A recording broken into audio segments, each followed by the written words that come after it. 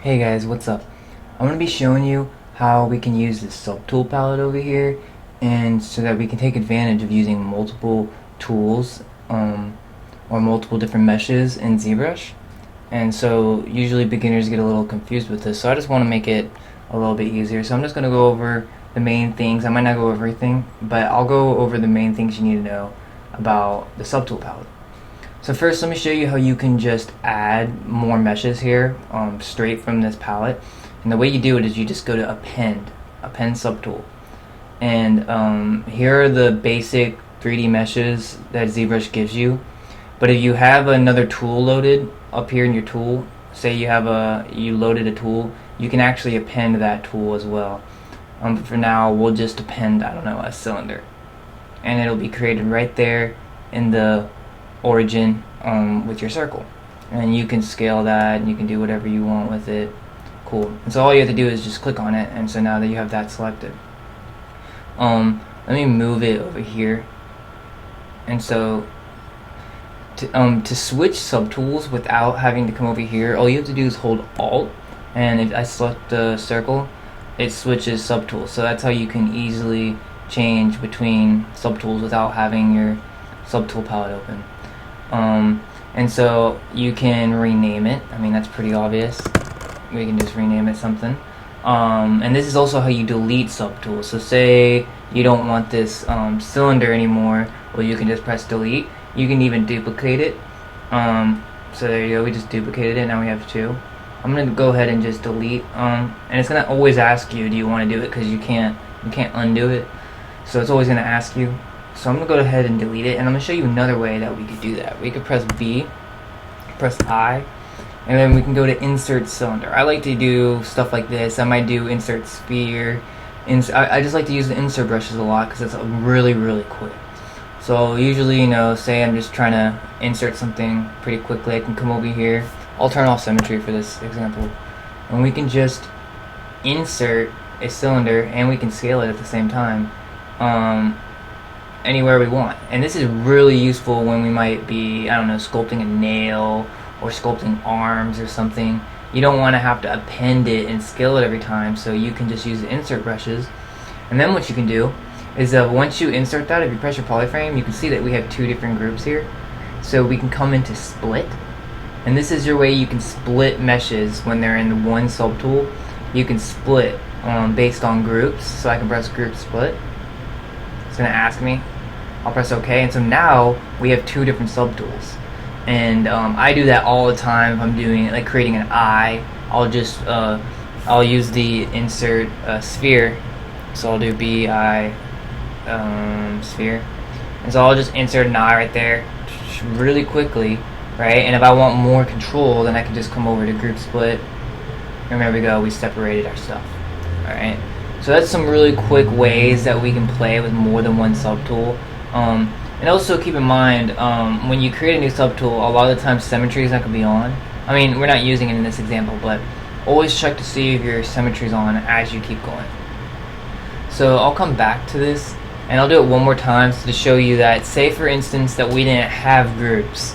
So I'll come down to polygroups, group visible, and so now it's and I'll get rid of the mask as well, because it creates a mask. So now it's one polygroup. So how do we get rid of it now?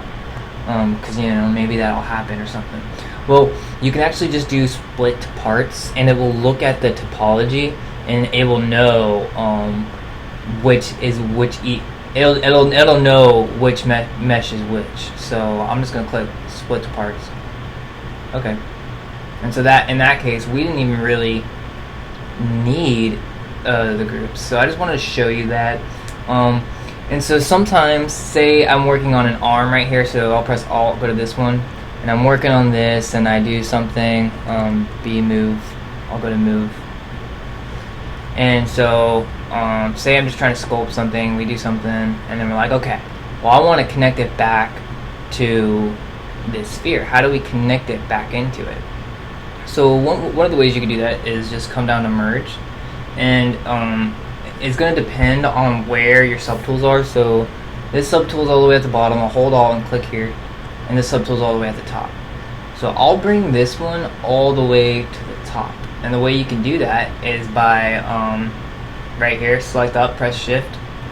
Oh, sorry, no, it's not that one. It must be this one. There you go. It's the one under it.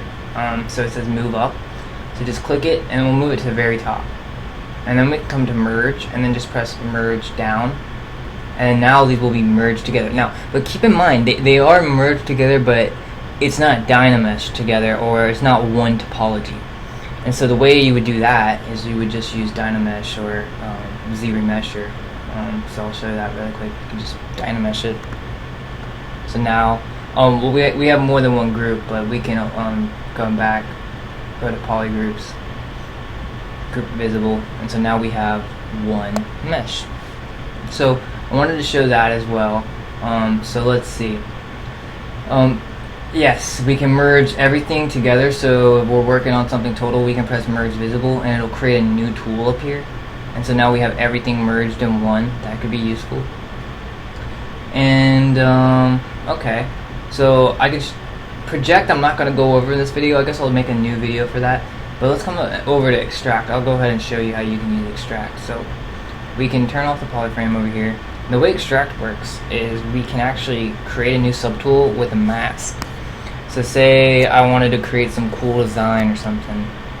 So I created a circle, and this is cool for armor. I do this for nails. You can use it for a lot of different things. So I'll just draw some kind of design here. I don't know, kind of some weird shape or whatever, because it can literally be anything. You can just draw whatever you want. Okay, and so then we come over here to extract, and then we pick our thickness. I already kind of know the thickness I need, so I'm gonna go somewhere around.